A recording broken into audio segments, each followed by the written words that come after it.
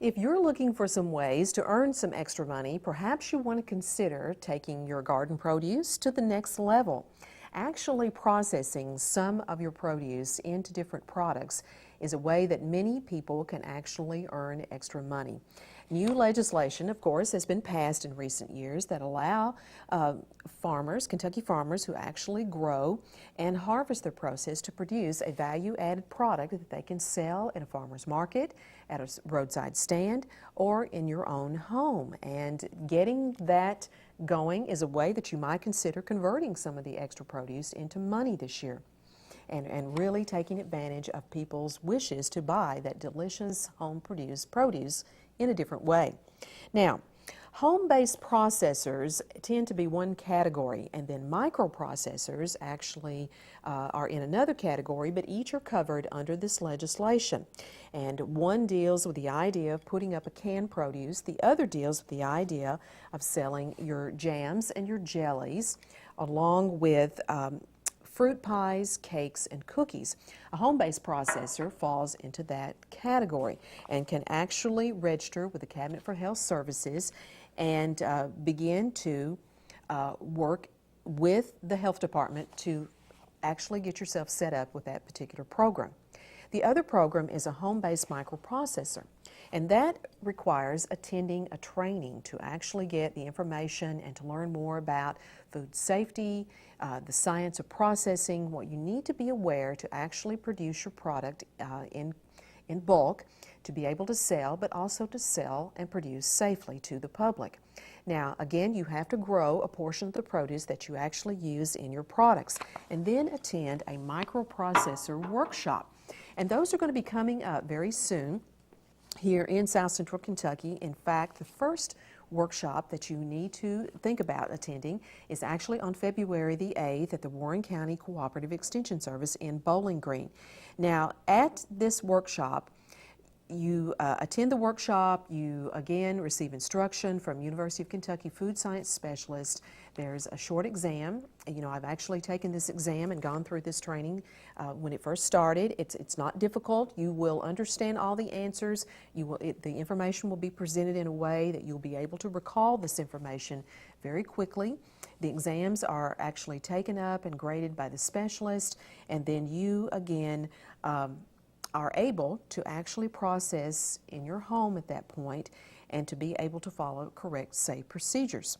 Now, again, I urge you to actually work with your health department if you're going to be commercially producing and you're going to be working at a higher level. It's very important to be in contact with your local health departments because they can actually help you to maybe look at testing sites. For instance, at our own Cooperative Extension Center in Allen County, we actually have an approved site for product testing. Let's say you're interested in making salsa, or you're interested in looking at flavored popcorns, as we said, jellies, baking a fruit pie, etc., that you'd like to put out there to sell for the public.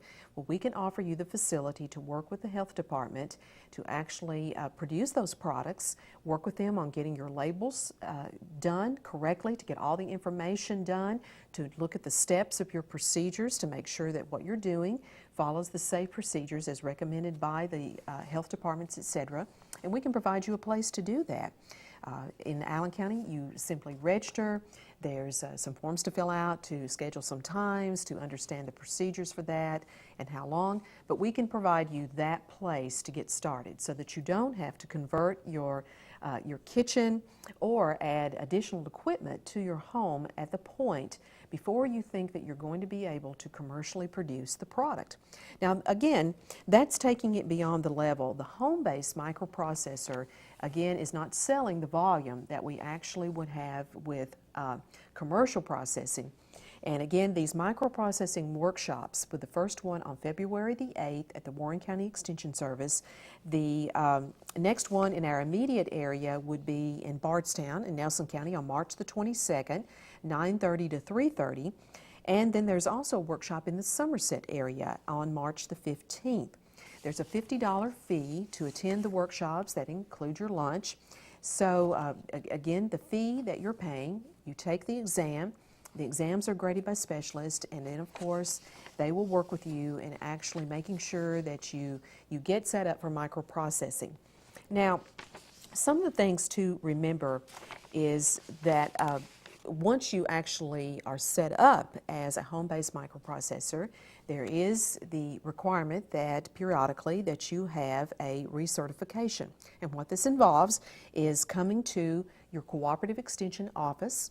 You watch the DVD called Home Canning Basics, the DVD that we have, and then there's a very short exam to take. Your extension agent works with you. They send the exam to the University of Kentucky, and you are re-registered then with the Food Safety Branch and stay current with your current information.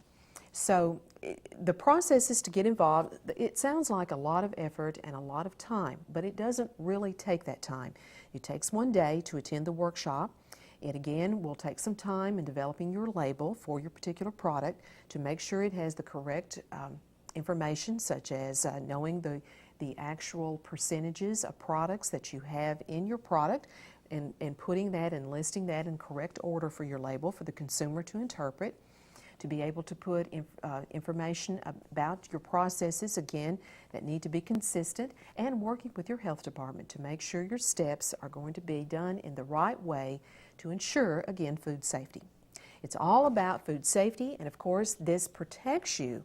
Again, if you're thinking, well, I'll just do this on the sly and I don't need to go through this. There are many liability issues out there. If you sell a product and someone gets sick, they come back on you. There's a lot to lose financially if you don't have some systems in place that show that you've taken and went with all reasonable efforts to make sure the product was done safely.